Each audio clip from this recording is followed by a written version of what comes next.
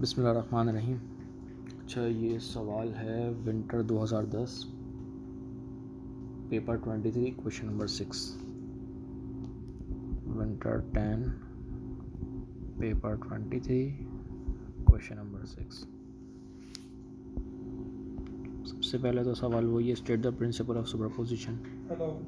तो इट्स बिल्कुल बेसिक है ये। इसके बाद जो अगला सवाल है, coherent light of wavelength 590 newton metre is incident normally on a double slit as shown in figure 6.1। तो ये मेरा डबल स्लिट का एक्सपेरिमेंट है और उस पर मेरे पास इन्होंने स्लिट डिस्प्लेसिंग दी हुई है, डी दिया हुआ है, वेवलेंथ दी हुई है, सेपरेशन निकालनी है मुझे बेसिकली। तो वो बोल के रहा है the separation of the slits A and B is 1.44 mm. Interference fringes are observed on screen placed parallel to the blah blah blah blah blah. Double slit बता दिया 2.6 है, इसका सेंटीमीटर का डिस्टेंस है। अच्छा, अब जो बिल्कुल बेसिक चीज़ है वो आपने इसमें फॉर्मूला लगा देना जो वेवलेंथ का होता है, that is AX over D का। यहाँ पे कर लेते हैं इसको सवाल को आराम से सोल्व। पार्ट बी का ये 1 है अभी हमारा। तो वेवलेंथ का फॉर्मूला होता है हमारे पास AX ओवर D। ये मेरे पास स्लिट सेपरेशन हो गई, ये मेरे पास distance between slits and screen हो गई, और ये मेरे पास सेपरेशन है।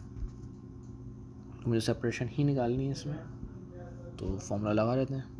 वेवलेंथ इस वाले केस में हमारे पास 590 नैनोमीटर है।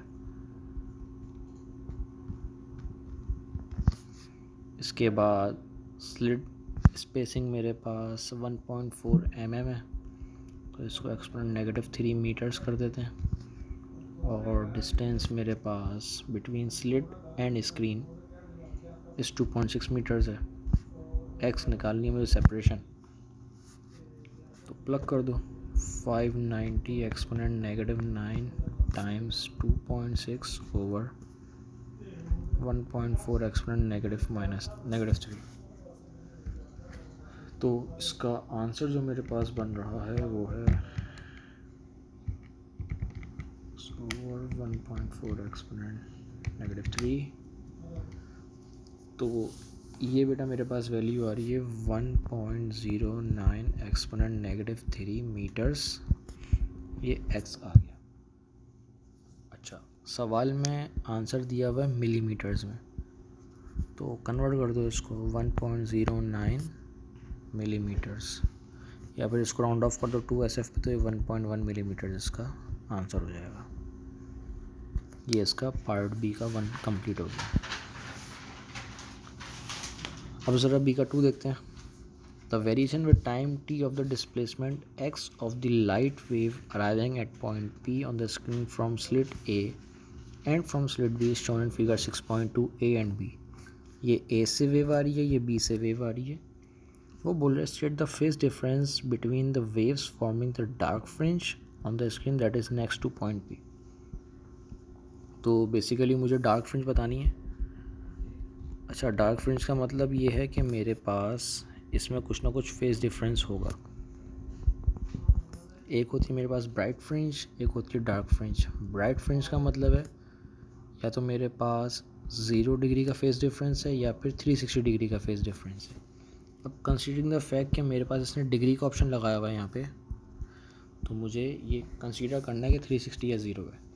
इसी तरह डार्क बनती है मेरे पास 180 डिग्री पे, जिसका मतलब है कि मेरे पास दो वेव्स बिल्कुल ऑपोजिट ओवरलैप कर रही हैं। तो मेरे पास यहाँ पे डिस्ट्रक्टिव इंटरफेरेंस है, यहाँ पे भी डिस्ट्रक्टिव इंटरफेरेंस है, मतलब ओवरऑल इसका सम जो बनेगा वो ये बन जाएगा। इसी तरह अगर एक वेव ऐसी है और इसके ऊपर एक और वेव ओवरलैप कर रही है, तो इसका सम एम्पलीट्यूड बढ़ जाता है। तो ये कंस्ट्रक्टिव है, इसमें ब्राइट बनती है, ये डिस्ट्रक्टिव है, इसमें डार्क फ्रिंज बनती है। तो बी के 2 का आंसर जो मेरे पास होगा B21 सॉरी, इसका आंसर मेरे पास 180 डिग्री हो जाएगा। अब आ गया मेरे पास last part, determine the ratio intensity of light at a bright fringe and intensity of light at a dark fringe. अच्छा भाई, ब्राइट फ्रिंज और dark fringe, bright fringe dark fringe की इंटेंसिटी है। तो इंटेंसिटी का एक फॉर्मूला बनता है एम्पलीट्यूड का square of bright fringes and intensity amplitude का square of dark fringes. Considering the fact अगर ये ब्राइट हो जाए तो ये वाला डिस्टेंस और ये वाला डिस्टेंस यहाँ से यहाँ तक का ऐड हो जाएगा। तो this is 2 and this is 1 2 4 1.2 1.4। तो ये एम्पलीट्यूड बन जाएगा ब्राइट का 2 + 1.4 दैट इज़ 3.4 का स्क्वायर अपॉन डार्क में इसी को ऑपोजिट कर लो, 2 - 1.4 कर लो तो ये 0.6 का स्क्वायर बन जाएगा। तो इसका आंसर ओवरऑल मेरे पास आ जाएगा 32.1 समथिंग। तो राउंड ऑफ करके इसको हम 32 कर सकते हैं। तो ये बेसिकली इनका रेशो आया 32। इसके लिए मुझे कोई यूनिट नहीं चाहिए, यूनिटलेस नंबर है ये।